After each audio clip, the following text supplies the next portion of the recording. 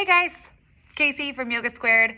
I thought we could try out something new and have a little Monday mat chat where I share a little bit about yoga and what I've learned over the past 15 years of yoga practice.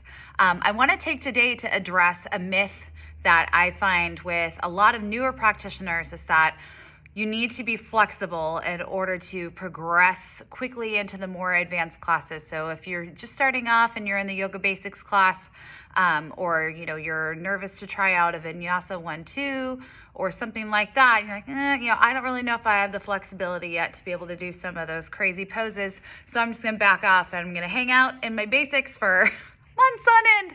You don't need to be at the completion point in order to start progressing. So all poses are viewed as a spectrum. So while you may be seeing somebody all the way down in the splits, there's also, somewhere between half splits and full splits, and there's actually way beyond full splits where you're able, reach back, find the foot, or, bend back, find the leg. You could put your front leg up on the block. It really never ends.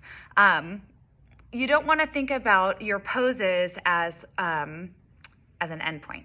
There's never a place where you can stop developing. There's always more that you can be working on. There's always more that you can add. So don't be afraid to be in a place where you feel like, well, I don't know if I'm ever going to be able to get there. There is no there. You'll always be able to move forward and you'll never hit a wall or a mastery, so to speak. You'll always be able to see somebody who's more advanced than you are and also see where could I go if I kept going. So that being said, poses being a spectrum, to increase your flexibility, there's a few things that you need to make sure that you're doing. Number one, hydrate. Wet tissues are pliable tissues. So if you're not, paying attention to how much fluid you're taking in, particularly fluids that actually hydrate your body with electrolytes and things like that, you're going to be stiffer than somebody who's paying attention to how much hydration they're getting. So beyond water, I recommend coconut water is a great choice. Alkaline water is a great choice. Also just things like lemon water. If you like sports drinks, those hydrate you, but those do have a lot of sugar, but to each their own. But you want to make sure that you're not just pouring yourself with coffee and all the even though coffee's liquid, that can really dehydrate you, especially if you drink a lot of caffeine. I know I do, so I have to make sure I balance that out with things that are a little bit more hydrating. So that's number one, hydrate. Number two is you want to choose a variation in a pose that you can hold. So, if you want to be able to get into splits and you're almost there, don't go directly to your max when you're here in the splits. You want to hold off and take something like, what could I hold for, say, like 2 minutes? And you want to stay in the pose for as long as you can. And if you have the props available, let's say you're in the splits, you're like right here, right? So you see that gap there between, where your pelvis would be in the floor. You want to put something here in that gap so that way your pelvis is something to rest on. When we put props underneath the pieces of our body that are hovering above the floor, it allows our support muscles to start to relax and let go, because those are all firing to hold you up above, and they're nervous because they know there's a big sensation coming. So they're holding you way up here, and you want to give them permission to soften. When the support muscles soften, the big muscles will start to soften as well. You can't soften the big muscles if all the little ones are firing to keep you up and above the floor. So that's number two.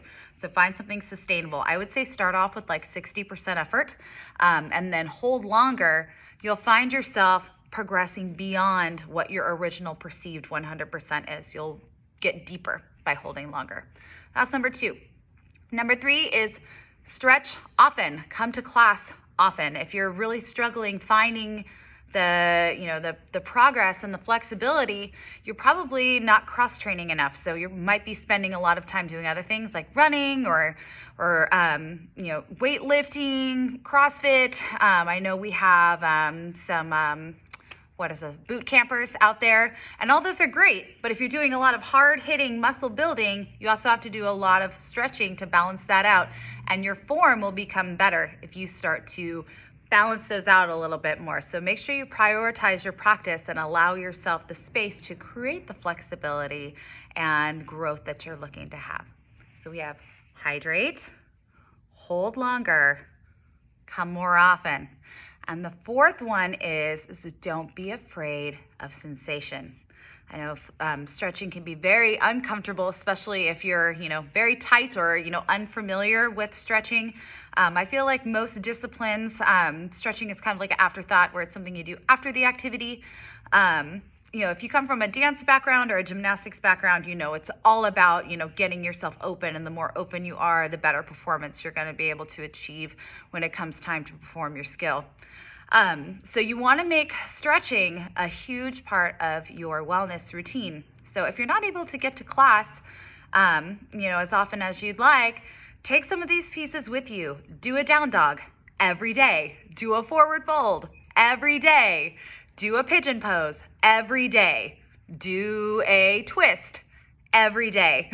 And you'll start to see dramatic improvements if you start doing things on a more regular basis. So to sum up, if you want to start to increase your flexibility and start to find increased mobility so that way you feel comfortable to go to the more advanced classes, step 1, hydrate. Step 2, prop. Step 3, come often. Step 4, stretch often. Do it every day, even if it's at home. I would love to hear any questions that you may have. I'll be back next Monday for my next Monday Mat Chat. And thank you so much for watching for my very first one. Your feedback is, of course, welcome. And thank you so much for being a part of our valued yoga community here at Yoga Squared. Namaste.